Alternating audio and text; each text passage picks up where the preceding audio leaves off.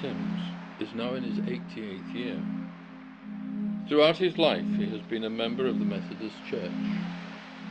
He has been a minister in that church for some 40 years.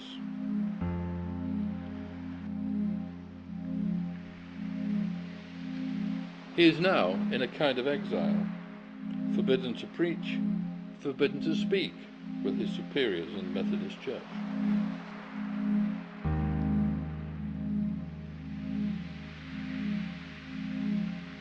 And the reason for this is that he has insisted that he tell the truth about a scandal within the church.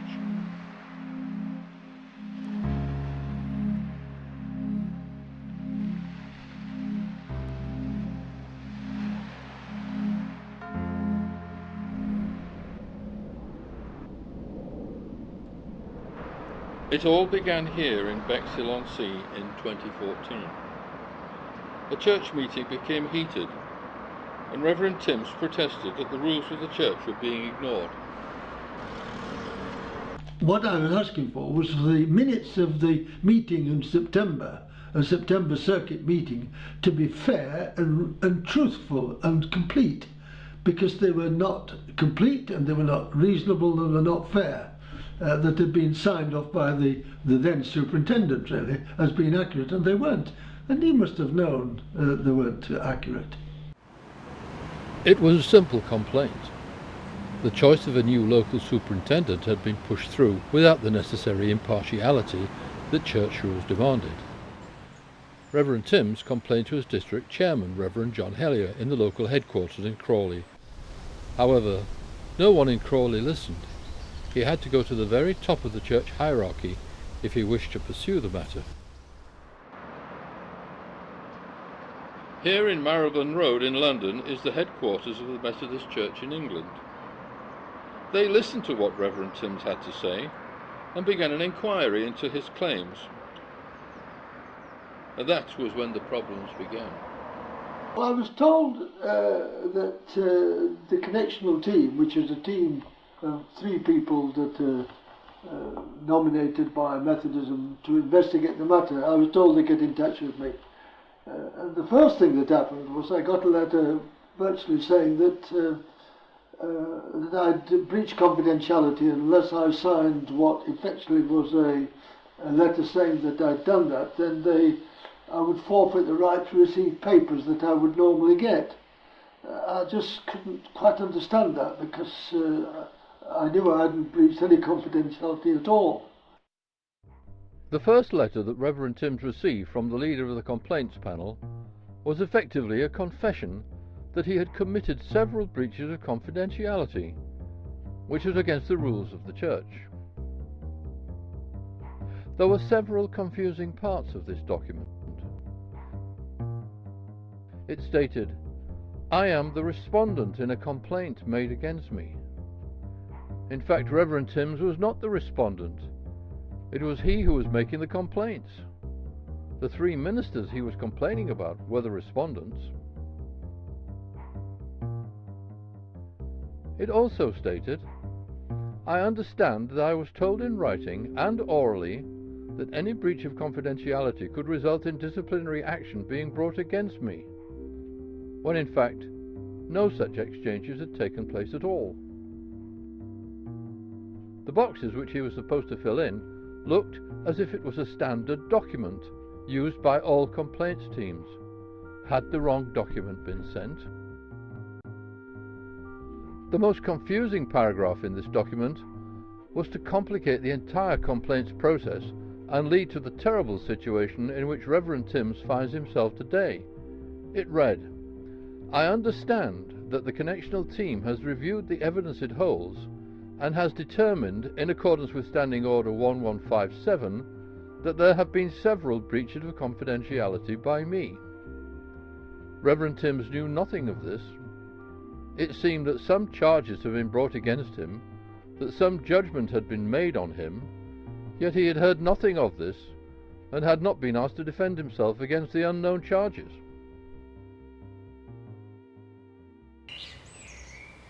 The man who sent the false confession to Reverend Timms and repeatedly demanded that he sign it can often be found here at the Bayford-Bray Observatory of the University of Hertfordshire, where he is a respected and distinguished astronomer. He has published many important books on the subject. His name is Professor Chris Kitchen. The truth is that I was the person making the complaint, of course, and I suddenly thought and realised that somehow I was being investigated. It was me that was actually being looked at in some kind of way. I had no idea what they were talking about in terms of what I'd supposed to have done wrong, but I was invited, indeed told, under threat virtually, that I was to sign this confession, which would, of course, was a false confession, because I'd done nothing wrong at all at that stage.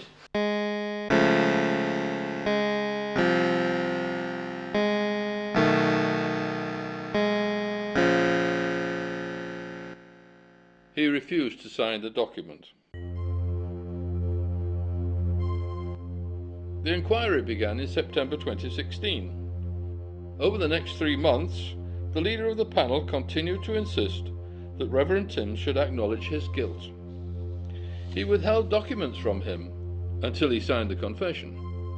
He forbade all contact that Reverend Timms might have with potential witnesses until he signed the confession.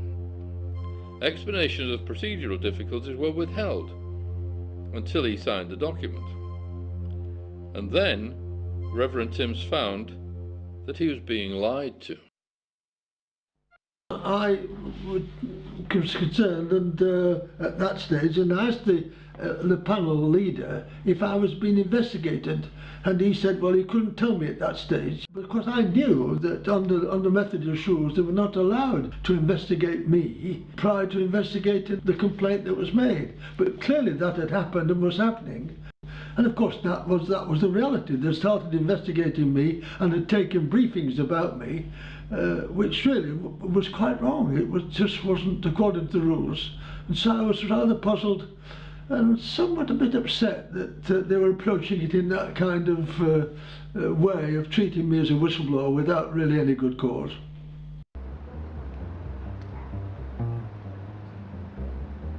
Another lie, or at least an ambiguity, was an allegation that Reverend Timms had demanded that he be given a senior position in the church. In a list of questions, Reverend Timms was asked, "What were your reasons for thinking you could take on the superintendency?" Where that came from, it's hard to say. It certainly didn't come from me, that's certain. At no time did I ask to be considered, nor did I wish to be considered for the superintendency. However, when this matter of him wanting to be a superintendent was queried, the leader of the inquiry wrote, "I don't know where Peter finds his information. He is not being accused of asking for the job of superintendent."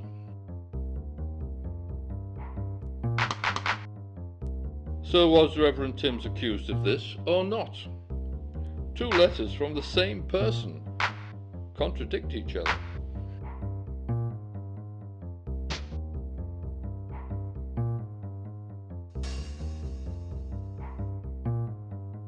There were repeated questions that had within them suggestions that I'd done something I shouldn't have done. So the whole thing was being turned against me. I was no longer the complainant, but I was being complained against. I suddenly became the object of the complaint, which really was quite contrary to any sense of justice or fairness. But that's the way the group that we're dealing with, the connectional team, handled the matter. Reverend Timms was also told that if he wished to call witnesses, the inquiry panel had to interview them before he could talk to them. He could bring a friend to the hearing, but that person could not say anything. And there was a restriction on the length of the 3 complaints he was making. The chairman of the panel said, "All right, we'll receive what you have to say, but it'll have to be on an A4, no more than 1 A4 sheet of paper or less." Now, bearing in mind there were 3 people concerned, it seemed to me to be a nonsense to actually start limiting. And what's more, there's nothing in the Methodist standing orders that requires that. Reverend Timms contacted the church's executive at Methodist Church House in London.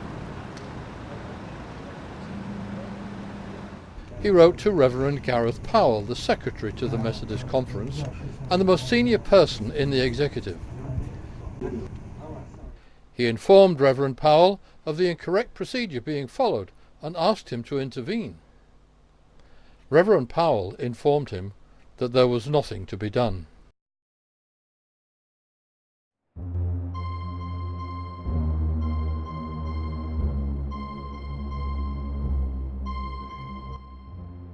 Six weeks into the inquiry, Reverend Timms was taken to hospital with heart problems. A delay in the inquiry was agreed.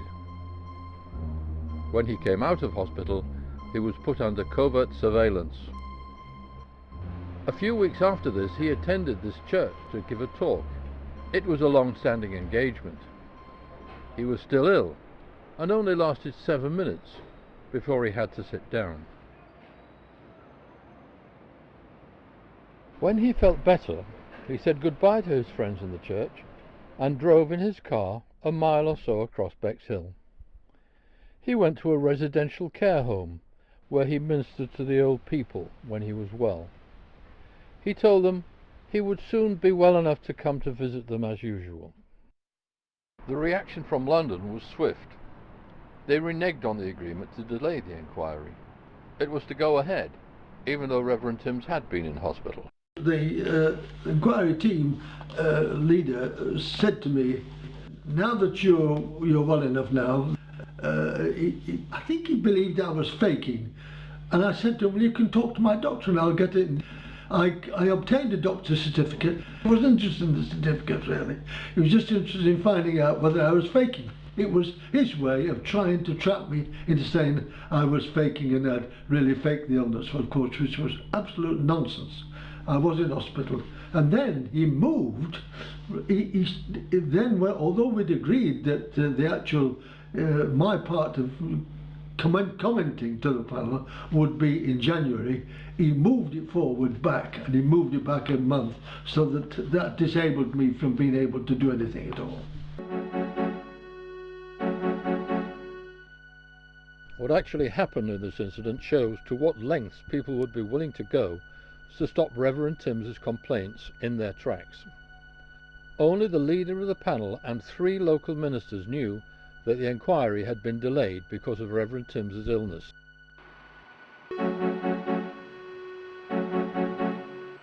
Yet someone here knew that he had been ill and that the leader of the inquiry would think his appearance at the church was important.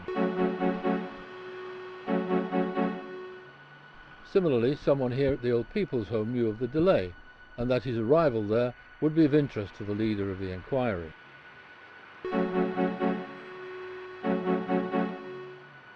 The inquiry's delay, due to illness, was a close secret. No one privy to such details attended at the church whilst Reverend Timms was there. How did anyone know the secret? Similarly, there was no one connected with the inquiry at the Old People's Home. No one there was supposed to know the secret of the delay in the inquiry. Yet clearly someone did.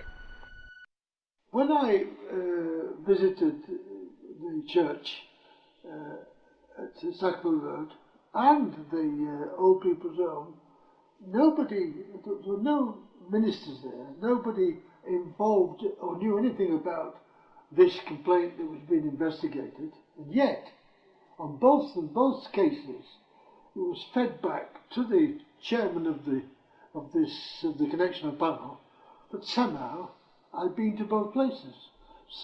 Nobody had any idea, or should have had any idea, that what was happening to me, and yet they did. So somebody told them. Somebody actually arranged for them to feed back to the connectional panel in some way that I'd been at both venues, quite separately, quite distinctly. Parliament has a role in this aspect of the affairs of the Methodist Church. For the Church is overseen by the Methodist Church Act of 1976. This expects the Church to act in accordance with its central doctrines. The central doctrine of the Methodist Church is expanded in this document, the Constitutional Practice and Discipline of the Methodist Church, or CPD. One of the guiding principles in this document states that there must be justice, openness and honesty, and that each member of the church is responsible for his or her own acts. Covert surveillance, as was used against Reverend Peter Timms, is therefore not allowed. Informing on a complainant in secret to an inquiry panel, as was done in this case, is strictly forbidden. Being faced with a blatant breach of the CPD, the inquiry panel went along with it, even though it was a breach of the central doctrine of the Church. However, they appear to have realised their mistake, for they later told a different story. It seemed that they wished to cover up their misdeeds. There was a lack of justice, openness and honesty in this, of which Parliament, considering the Methodist Church Act of 1976, would surely disapprove. When Professor Chris Kitchen, the leader of the panel of inquiry, wrote to Reverend Timms about his visit to the church and the old people's home, he stated, "You are now well enough that you are able to fulfil your commitment to speak at the Monday Fellowship at Sackville Road Methodist Church on Monday the 7th of November 2016 and visit the MHA Richmond Care Home. We therefore intend to complete the rest of this complaints process as soon as possible and will not wait until January to fix a new date to interview you." Reverend Timms asked Professor Kitchen how the panel had obtained the information about his movements around Bexhill. He received no reply. But when Methodist Church House received the final report, the professor's story had changed. He now claimed that Reverend Timms had submitted lengthy paperwork and was therefore clearly not ill. The report stated, "The team believed that as he was well enough to write, collate and send these documents, he would have been well enough either to speak with us or to answer our much briefer questions in writing. This was not the original reason for changing the date of the hearing. It was potentially a lie to the church to hide the covert surveillance, for no one in Methodist Church House, not even the most senior executive, had heard about the spies that had been set upon Reverend Timms in Bexhill." Long before the report was completed, and I complained about the process, that I felt what was happening was wrong, and I believed that the people in Methodist Church House, I believe in their integrity. I believe that somehow there must be a way of checking against a process that was clearly ill-conceived and in some ways almost corrupt. It was just wrong. And yet, I was a bit disappointed about that. The most distressing thing is that the church in this has broken its own rules to shut me up, to give me down, really to say, just go away.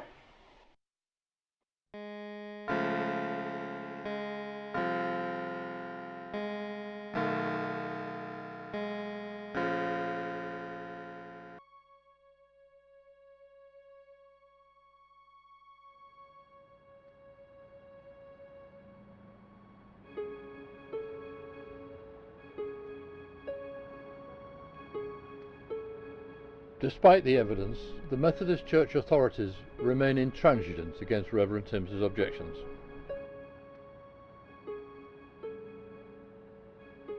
The President eventually wrote that what had happened was within the parameters of the rules of the Methodist Church. The legal department wrote, "There was no right of appeal against the complaints team. No person or body has the authority to set aside the decision of the complaints team. I do not believe that any further mechanism can be offered to you."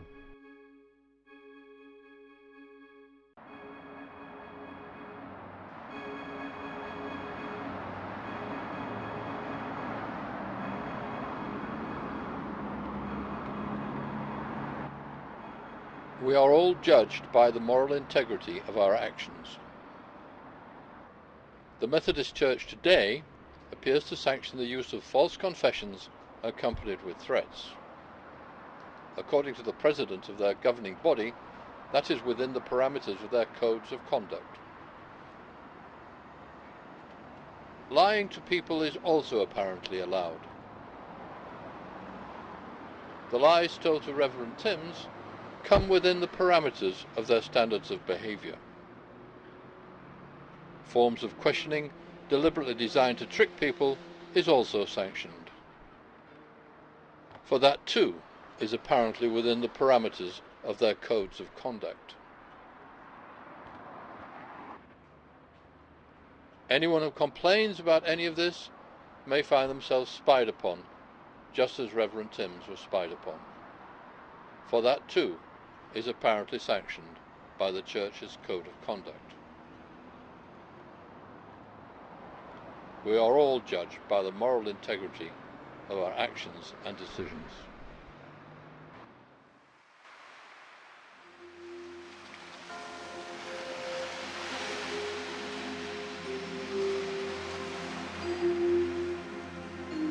The years go by.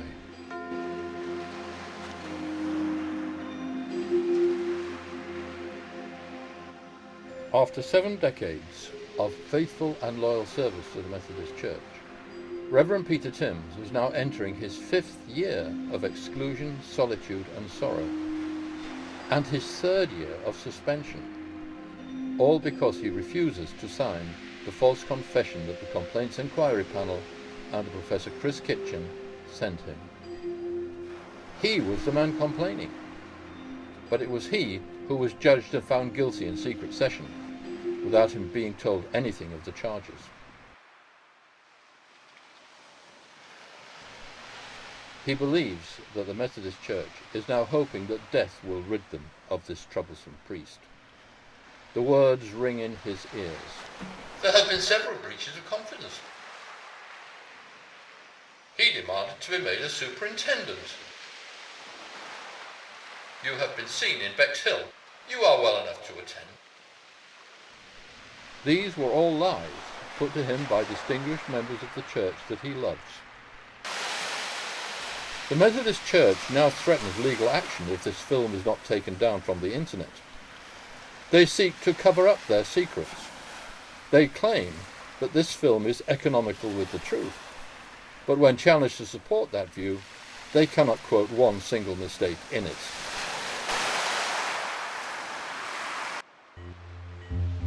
They occasionally harass Reverend Timms with spurious accusations of criminal acts.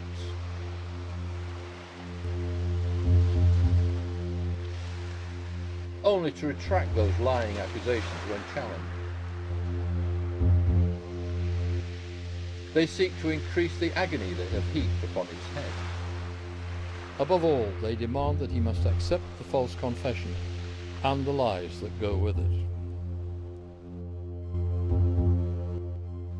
Letters to Chris Kitchen, who sent the false confession, along with those sent to Gareth Powell, who is in overall charge of the church's executive, all lie in a pile in Church House, unread.